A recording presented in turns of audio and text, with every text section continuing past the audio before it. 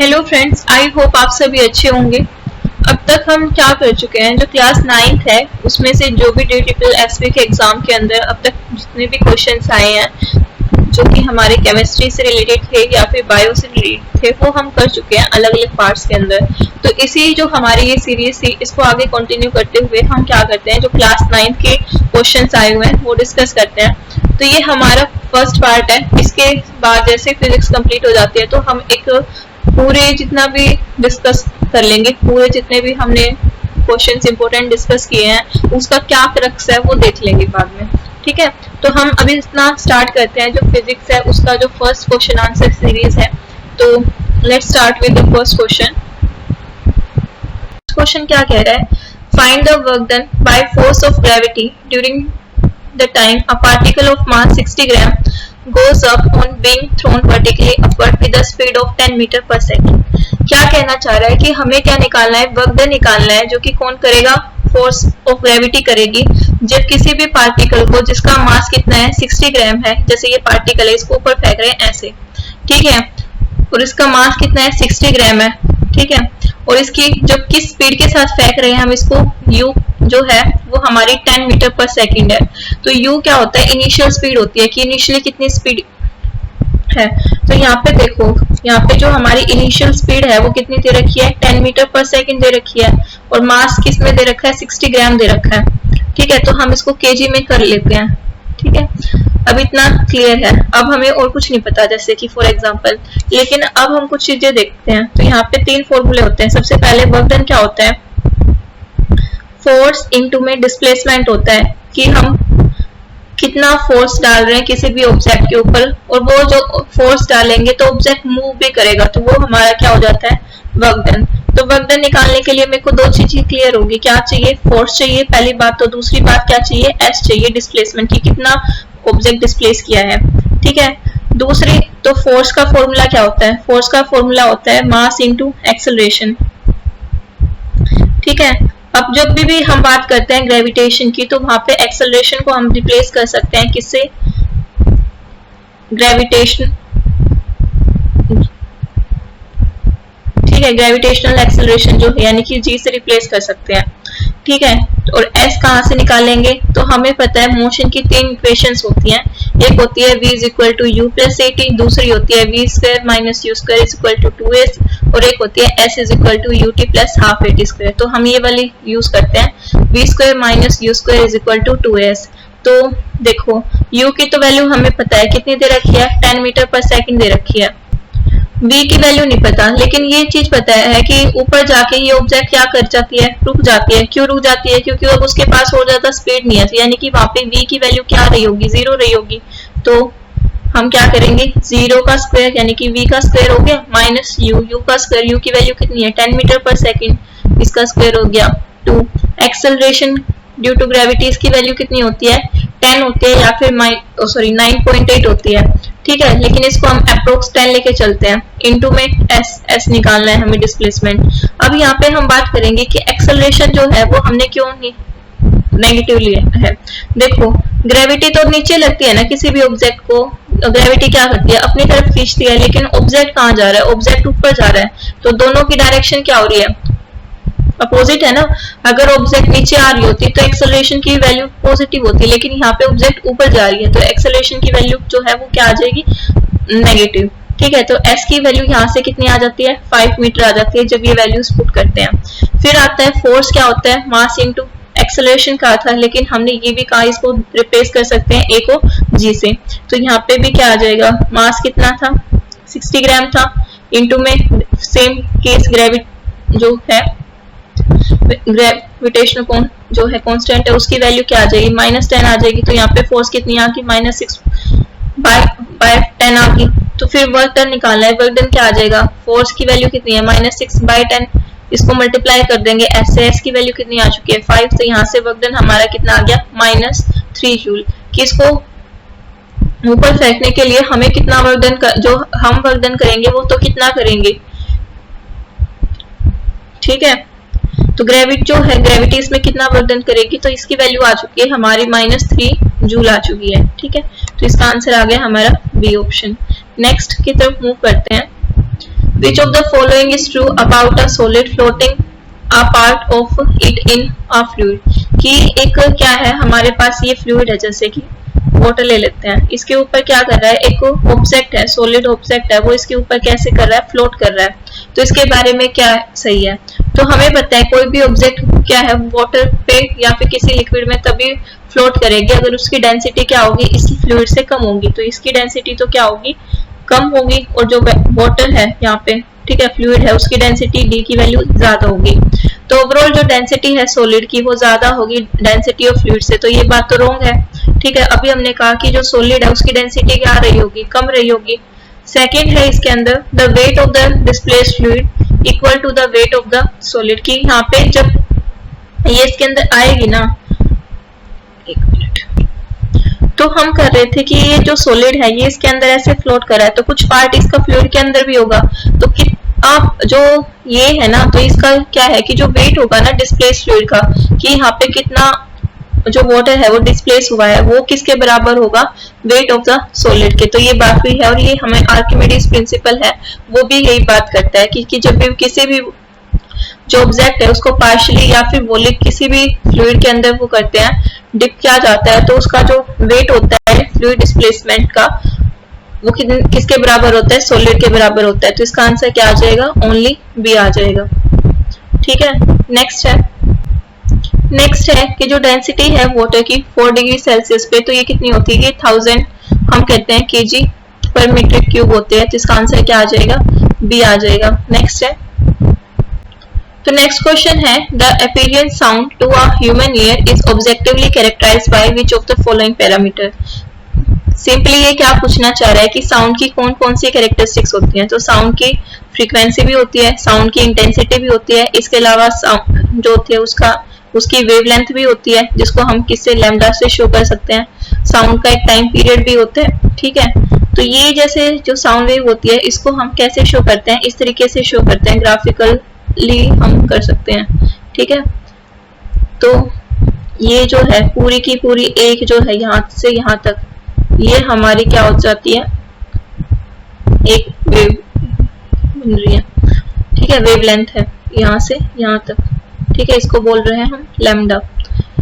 अब wave form क्या होता है, वेव फॉर्म होता है कि किसी भी वेव को जब हम ग्राफिकल रिप्रेजेंट करते हैं तो उसी को बोलते हैं वेव फॉर्म। तो साउंड वेव को ग्राफिकली रिप्रेजेंट कर रहे हैं या नहीं कर रहे हैं, कर रहे हैं। तो इसका मतलब क्या है, ये भी कैरेक्टरिस्टिक है किसकी, साउंड वेव की। तो इसकी आंसर क्या आ जाएगा, फर्स्ट सेकंड थर्ड, ये सारी की सारी जो है वो कैरेक्टरिस्टिक्स हैं किसकी, साउंड वेव्स की। नेक्स्ट है, तो ये क्वेश्चन क्या कहता है कि एक एलिवेटर है जिसका वेट कितना है, जिसका मास दे रखा है हमारे पास m 500 kg, उसको हम ऊपर लेके जाएंगे एक कांस्टेंट स्पीड के साथ, जो कि कितनी है 0.25 मीटर पर सेकंड है। तो हमें कितनी मिनिमम हॉर्स पावर की मोटर चाहिए। तो पहली बात तो हॉर्स पावर किसकी यूनिट होती है, पावर की यूनिट होती है। ठीक है, पावर की दूसरी यूनिट भी होती है हमारे पास, जैसे कि वोट होती है, किलो वोट होती है, हॉर्स पावर होती है, ये सारी अलग अलग यूनिट है किसकी, पावर की। तो हमें क्या निकालना है, पावर निकालना है, और जी की वैल्यू दे रखी है, इसमें कितनी लेनी है 9.8। तो पावर क्या होती है हमारी, फोर्स इंटू में वेलोसिटी होती है। पहली बात, फोर्स हम कहते हैं क्या होती है, मास इंटू एक्सेलरेशन है, लेकिन ग्रेविटी के केस में हम कर चुके हैं कि ए को हम रिप्लेस कर सकते हैं जी से। ठीक है, और वेलोसिटी यानी कि v जो दे रखी है, तो मास कितना दे रखा है 500 kg दे रखा है, g की वैल्यू 9.8 यूज करनी थी, वो जैसे हमने यहाँ पे यूज कर ली, और वेलोसिटी कितनी दे रखी थी 0.25, यानी कि 25/100 आ जाएगी। तो यहाँ से हमारी जो पावर आ गई वो कितनी आ गई, 1225 वोट आ गई। लेकिन इसने किसमें कहा है, हॉर्स पावर के अंदर कहा है। ठीक है, तो हमें पता है 1 हॉर्स पावर कितने वोट के बराबर होता है, 746 वोट के बराबर होता है। तो जो हमारा 1 वोट है वो किसके बराबर आ जाएगा, 1 वोट बराबर आ जाएगा हमारे 1 में 746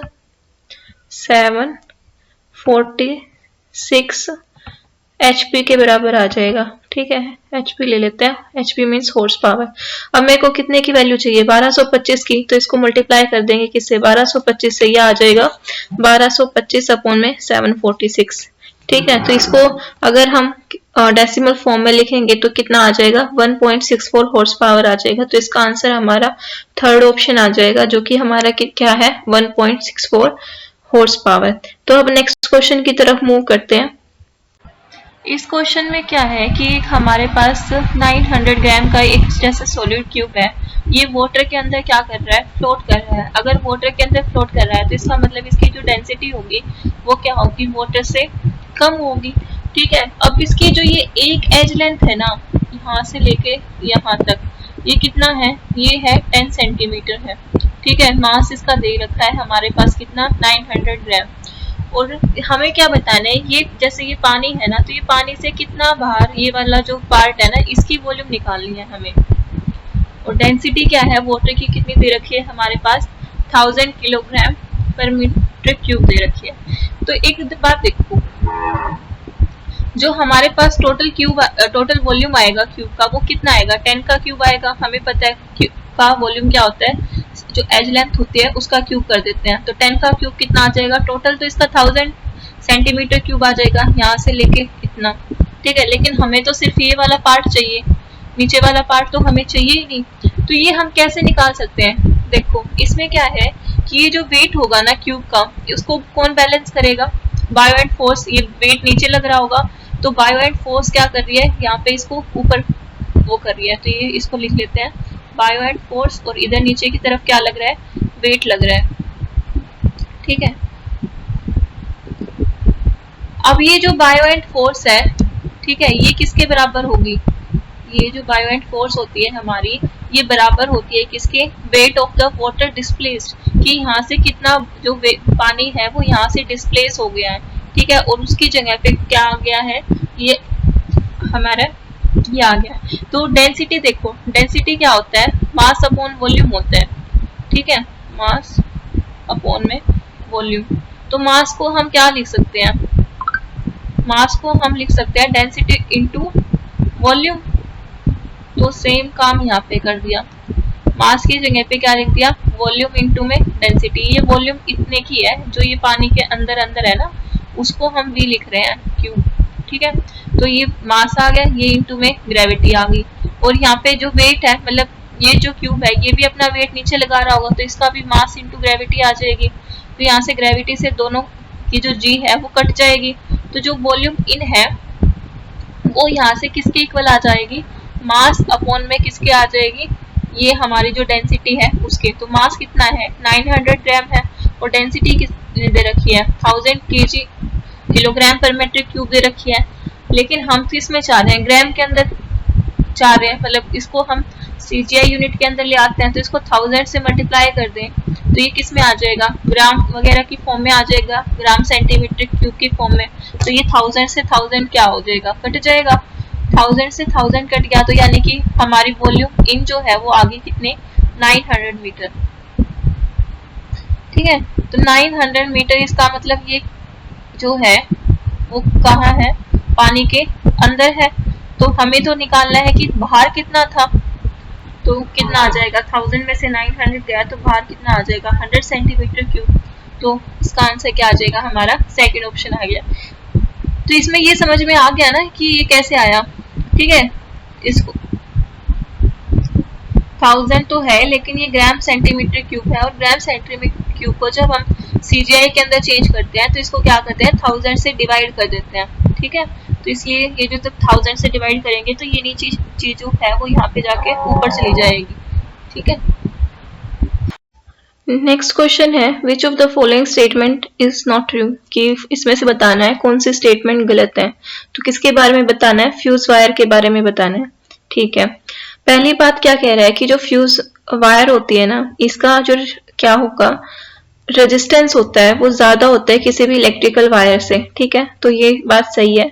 हमारी इलेक्ट्रिकल वायर के अंदर जो है मेनली क्या होता है, उसका रेजिस्टेंस कम होता है ताकि उसके अंदर इजिली करंट फ्लो कर सके।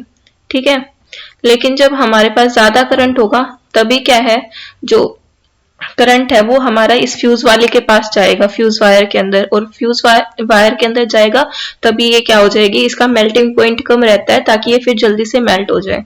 ठीक है, तो ये दोनों बातें तो ठीक है। फिर आता है कि जो फ्यूज वायर होती है ना, इसको हम पैरेलल में लगाते हैं मेन सोर्स से, तो ये बात गलत है, क्योंकि जो इसको है ना हम पैरेलल के अंदर नहीं लगाते, जो हमारी फ्यूज वायर होती है इसको लगाते हैं हम सीरीज के अंदर, ताकि जो करंट है सर्किट के अंदर इसके पास अगर ज्यादा करंट फ्लो कर रहा है तो इजिली इस वाले फ्यूज के पास क्या है, करंट आ जाए हमारा।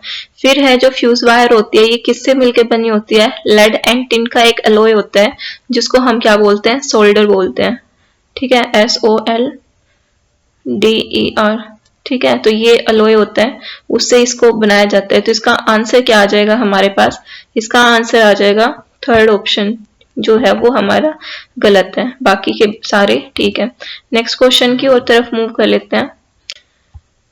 इसमें कह रहा है which of the following statement is correct, कि कौन सी स्टेटमेंट जो है वो हमारी करेक्ट है। एक 40 वोट, वोट किसकी यूनिट बताई थी, पावर की, तो ये 40 वोट क्या दे रखी है, पावर। और 220 वोल्ट, तो ये वोल्ट किसकी यूनिट है, ये V वोल्टेज की यूनिट है, एक बल्ब है, तो उसका रेजिस्टेंस जो होगा वो ज्यादा होगा 1 किलोवाट। ये पावर है, दूसरा और एक वोल्टेज से, मैं एक इलेक्ट्रिक हीटर से। तो देखो हमारे पास जो पावर होती है वो क्या होती है, V स्क्वायर अपॉन में R के बराबर होती है। ये दिख नहीं रहा होगा शायद इस पे, तो ये किसके बराबर होती है, V स्क्वायर अपॉन में R पे। तो यहाँ पे रेजिस्टेंस कहाँ जाएगा, इस तरफ क्रॉस मल्टीप्लाई कर लेते हैं, ये नीचे आ जाएगा। तो R किसके बराबर आ गया, V स्क्वायर अपॉन में P आ गया। तो यहाँ पे V वोल्टेज का स्क्वायर ले लेते हैं दोनों केस में, तो यहाँ पे भी कितना था, 220 था, यहाँ पे भी 220 इसका स्क्वायर। पहले केस के अंदर क्या है, पावर कितनी दे रखी है, 40 दे रखी है, दूसरे में कितनी दे रखी है, 1 किलोवाट, यानी कि वोट के अंदर चेंज करेंगे तो 1 किलोवाट दे रखी थी, तो इसको वोट के अंदर चेंज करेंगे तो कितनी आ जाएगी, 1000 आ जाएगी। तो इसको काटेंगे दोनों केस के अंदर, तो पहले का आंसर कितना आ जाएगा, 1210 ओम आ जाएगा रेजिस्टेंस। और दूसरा क्या है, दूसरा आ जाता है हमारा 48.4 ओम आ जाएगा। तो क्लियरली हम देख सकते हैं जो 1210 है वो ज्यादा है किससे, 48.4 से। ठीक है, तो ये वाली जो स्टेटमेंट है, यानी कि जो पहली स्टेटमेंट है, ये तो बिल्कुल ठीक है। अब हमें कौन सी स्टेटमेंट देखनी है, सेकंड वाली देखनी है, कि एक लैंप है जिसकी पावर कितनी है, 100 वोट है, और उसमें से वोल्टेज कितनी जा रही है अक्रॉस, मतलब उसकी वोल्टेज कितनी है, 220 वोल्ट है। उसमें से जो करंट जा सकता है वो कितना है, 0.45 एम्पियर। एम्पियर से हम पता लगा सकते हैं कि ये किसकी यूनिट है, करंट की यूनिट होती है जो एम्पियर होती है। तो P जो होता है वो किसके बराबर होता है, VI के बराबर होता है। तो यहाँ से भी सेम I जो है वो किसके बराबर हो जाएगा, ये जो V है वो इसके नीचे चला जाएगा पावर के, तो यहाँ से I क्या हो गया, P अपॉन में V। पावर की यूनिट कितनी, पावर की वैल्यू कितनी दे रखी है, 100 दे रखी है। फिर है दूसरा वोल्टेज, वोल्टेज की यूनिट वैल्यू दे रखी है 220, तो इसको काटेंगे कितना आ जाता है, 5/11, तो इसको करेंगे तो आंसर आ जाता है 0.45। तो यानी कि हमारी जो दोनों स्टेटमेंट है वो बिल्कुल ठीक दे रखी है, तो इसका आंसर क्या आ जाएगा, फोर्थ ऑप्शन आ जाएगा। नेक्स्ट क्वेश्चन की तरफ और मूव करते हैं।